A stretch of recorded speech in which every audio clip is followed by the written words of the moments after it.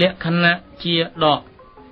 កាលព្រះសម្មាសម្ពុទ្ធជាម្ចាស់ព្រះអង្គទ្រង់ប្រថាប់នៅក្នុងវត្តវេលុវនារាមហាវិហារទីក្រុងរាជក្រឹសនគរមេគធៈទ្រង់បានត្រាស់សម្ដែងរឿងលក្ខណៈជាដកនេះឡើងដើម្បីប្ររពដល់ភិក្ខុទេវទត្តមានដំណើររឿងដូចតទៅនេះគឺខ្ញុំជឿថាអស់លោកអ្នកស្ដាប់អ្នកអានទាំងឡាយគ្រាន់តែបានឮឈ្មោះទេវទត្តនេះភ្លាមអស់លោកក៏ស្គាល់ផ្លេតថានេះគេគឺជាសត្រូវលេខ1ជាមួយនឹងព្រះដ៏មានព្រះភិក្ខប៉ុន្តែខ្ញុំជឿថាមានអស់លោកមួយភាគធំដែលមិនតាន់បានស្គាល់ថាគេត្រូវជាអ្វីទៀតជាមួយនឹងព្រះអង្គឡើយដូច្នេះមុននឹងចូលដល់សាច់រឿងជាដកនេះខ្ញុំសូមអនុញ្ញាតរៀបរាប់បន្តិចសិន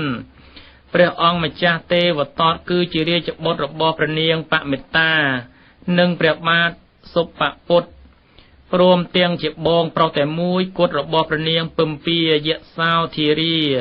ដូច្នេះទេវទត្តគឺជាបងប្អូនជីដូនមួយនឹងព្រះសុទ្ធរាជកុមារផងនិងត្រូវជាបងថ្លៃរបស់ព្រះអង្គផងដែរព្រះអង្គម្ចាស់ទេវទត្តបានចូលមកបួសជាភិក្ខុដំណាលគ្នាជាមួយនឹងព្រះបាទផុតយៈ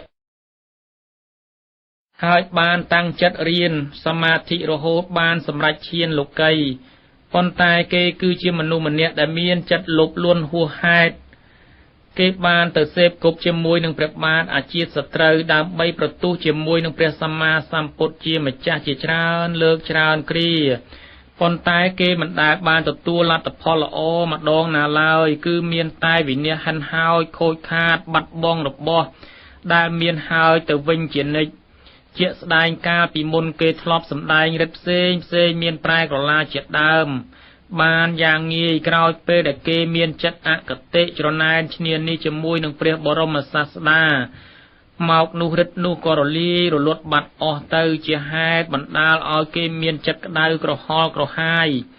កាន់តែខ្លាំងឡើងហើយក៏បានព្យាយាមរាវរកគ្រប់មធ្យោបាយដើម្បីធ្វើការបំបែកបំបាក់សង្ឃថ្ងៃមួយគេបានចូលទៅក្រាបថ្វាយបង្គំព្រះសម្មាសម្ពុទ្ធជាម្ចាស់ដើម្បីសូមឲ្យព្រះអង្គទ្រង់បញ្ញត្តិបន្ថែមនៅសិក្ខាបទទាំងឡាយចំនួន5ខដូចនេះគឺ1ភិក្ខុមិនត្រូវឆាន់សាច់អស់មួយជីវិត2ភិក្ខុត្រូវតែរស់នៅក្រោមដើមឈើអស់មួយជីវិត3ភិក្ខុត្រូវតែឆាន់នៅក្នុងបាតអស់មួយជីវិត4ភិក្ខុមិនត្រូវទៅឆាន់នៅតាមផ្ទះអ្នកស្រុកទេគឺត្រូវទៅបិណ្ឌបាតមកឆាន់ដោយខ្លួនឯងអស់មួយជីវិត5ភិក្ខុត្រូវប្រើជាពណ៌ណាដែលសៅមងមិនត្រូវប្រើជាពណ៌ថ្មីជាដាច់ខាតសិក្ខាបទដូចបានពោលមកនេះព្រះបរមសាស្តាចារ្យទ្រង់ពុំបានបញ្ញត្តិហាមទេហើយទ្រង់ក៏ពុំបានអនុញ្ញាតដែរគឺស្រេចតែអធ្យាស្រ័យរបស់ភិក្ខុនោះទៅចុះចាប់តាំងពីពេលនោះមកភិក្ខុទេវទត្តបានដើរផ្សព្វផ្សាយបង្ខូចព្រះដ៏មានព្រះភិក្ខថាព្រះអង្គគ្មានការសន្តោសទ្រង់មិនមែនជាព្រះដ៏ត្រឹមត្រូវទ្រង់គឺជាព្រះបោកប្រាស់កាលនោះមានពួកភិក្ខុដែលទើបតែនឹងបួសថ្មីចំនួន500រូបបានស្មោះស្ម័គ្រចុះចូលជាបកពួករបស់ភិក្ខុទេវទត្តដូច្នោះហើយភិក្ខុទេវទត្តក៏នាំពួកលោកទាំងនោះទៅបង្កើតវត្តថ្មីមួយទៀតនៅឯកាលសិលាប្រទេសដើម្បីសង្គ្រោះដល់ពួកភិក្ខុទាំងនោះទៅព្រះបរមគ្រូទ្រង់បានអនុញ្ញាតដល់ព្រះអគ្គសាវកទាំងពីរព្រះអង្គគឺព្រះមោគលានថេរនិងព្រះសារីបុត្រថេរនិមន្តទៅសម្ដែងធម្មទេសនាប្រោសពួកលោក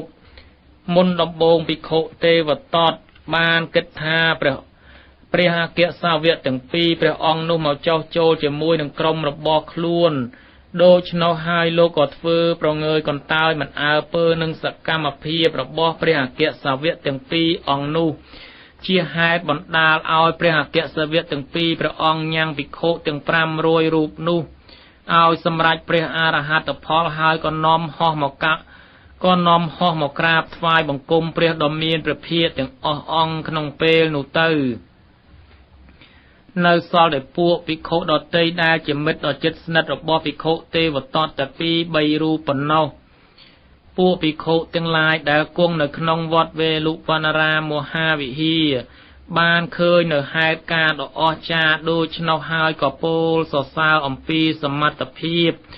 របស់ព្រះអគ្គសាវកទាំងពីរព្រះអង្គមិនដាច់ពីមាត់ព្រមទាំងដៀលថ្មេះដល់ភិក្ខុទេវទត្តដោយពាក្យផ្សេងជាច្រើនផងដែរព្រោះហេតុដូច្នោះហើយទើបព្រះដ៏មានព្រះភិក្ខទ្រង់មានព្រះរាជបន្ទូលថាមនាលភិក្ខុទាំងឡាយរឿងហេតុដូច្នេះកាលពីមុនក៏ធ្លាប់មានដែរទ្រង់មានព្រះរាជបន្ទូលដូច្នោះហើយទ្រង់ក៏មានព្រះទ័យមេត្តាត្រាស់សម្ដែងរឿងលក្ខណៈជាដកថាមនាលភិក្ខុទាំងឡាយកាលពីដើមទីក្រុងរាជជាគ្រឹះនេះសម្បូរសត្វមរឹកណាស់ឯការរស់នៅរបស់ពួកគេក៏មានចាត់ជាពួកជាក្រុមដូចជាពួកមនុស្សដែរ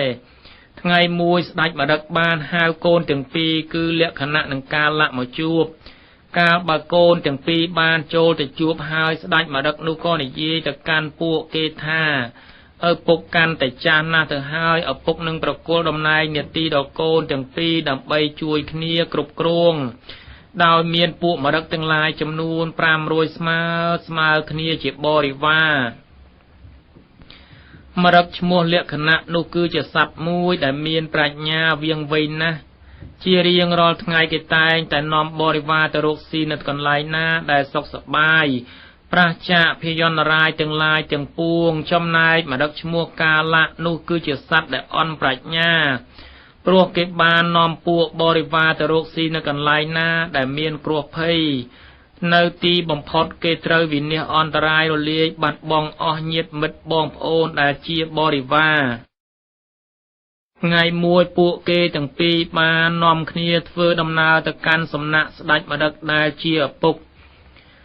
ស្ដេចមរឹកក្រឡេកមើលទៅឃើញលក្ខណៈមានបរិវារនៅគ្រប់ទាំង500ចំណែកកាលៈនៅសល់តែម្នាក់ឯងដូច្នោះក៏ពោលប្រាប់មរឹកគីថាហោតិសិលវតាំងអដ្ឋោបដិសន្ធារវុតិនាំងលក្ខិនាំងបាសៈអយន្តាំងញាតិសង្ករៈពុរិខតាំងអដ្ឋបាសៈសិមង្កាលੰសុវិហិនាំងវិញាតិភីតិសេចក្តីចម្រើនតែងកើតមានឡើងដល់បុគ្គលដែលជាអ្នកមានសិលនិងបុគ្គលដែលជាអ្នកប្រព្រឹត្តបដិសន្ធារៈនាងចូលមើលមរឹកឈ្មោះលក្ខណៈកំពុងដើរមកដែលពួកញាតិហែហមហើយនាងឃើញមរឹកឈ្មោះកាលៈនេះដែលសាបសូន្យចាកញាតិកំពុងដើរមកឬទេព្រះបរមគ្រូទ្រង់បានសម្ដែងរឿងជាដកនេះចប់ហើយព្រះអង្គក៏មានព្រះរាជបន្ទូលបញ្ជាក់ថាមនាលភិក្ខុទាំងឡាយមរឹកឈ្មោះកាលៈនោះបានមកកើតជាភិក្ខុទេវទត្តមរឹកឈ្មោះលក្ខណៈនោះបានមកកើតជាព្រះសារីបុត្រទេចំណែកស្ដេចមរឹកដែលជាឪពុកនោះក៏បានមកកើតជាអង្គអញតថាគតនេះឯងរឿងជាដកនេះបញ្ជាក់ថាមនុស្សគ្មានប្រាជ្ញាហើយធ្វើធំឲ្យធ្វើជាមេនាំសង្គមទោះបីតូចធំគង់រលាយព្រោះថាមនុស្សល្ងងច្រើនចចេះមិនសូវត្រេះរិះឲ្យវែងឆ្ងាយចចេះរឹងរូសហើយមាក់ងាយអ្នកប្រាជ្ញទាំងឡាយដែលជួយប្រាប់អ្នកល្ងងធ្វើល្ងងគ្មានបញ្ហាគង់មានប្រាជ្ញាក្នុងពេលឆាប់អ្នកល្ងងអួតថាចេះចំណាប់អួតថាចេះច្បាប់គ្រប់សារពើតួយ៉ាងសត្វមរឹកឈ្មោះកាលៈកូនចៅគ្រោះថ្នាក់ព្រោះទង្វើព្រោះខ្លួនជាមេនាំគេដើរនាំគេហិចហើរចូលគ្រោះភ័យព្រោះតែខ្លួនឯងអន់ប្រាជ្ញាញ៉ាំងបរិវារអក្សិនខ្សែនៅសល់ម្នាក់ឯងហើយវិលវៃវិលជួបបាថ្លៃជាស្ដេចមរឹកឈ្មោះលក្ខណៈមានប្រាជ្ញានាំបរិវារដើរល្ងាចព្រឹកមុនចេញដំណើរតែងគិតនឹករលឹកដឹងថាគ្មានគ្រោះថ្នាក់ទើបគេនាំអស់បរិវារចេញចរយាត្រាយ៉ាងសស្រាក់សម្ដៅទីនោះមិនពិបាកហើយបានសុខជាប្រាកដហងអស់លោកអ្នកស្ដាប់អ្នកអានទាំងប្រុសស្រីទាំងប្អូនខ្ញុំក្តីឬមួយបងមានកូនមានចៅហើយប៉ុនប៉ងថាចែកទ្រព្យផងដល់ពួកគេគួរតែពិនិត្យឲ្យល្អិតអន់ឲ្យល្អគ្រប់គ្រាន់មុននឹងផ្ទេកំចែកប្រថុយមិនល្អទេកូនមិនពូកែនាំខាតបងកូនណាមានប្រាជ្ញអាចរក្សាគេឈ្មោះទ្រព្យជាឲ្យគង់វង្សចែកគេមុនចុះព្រោះគេត្រង់គេអាចតម្រង់វង្សត្រកូល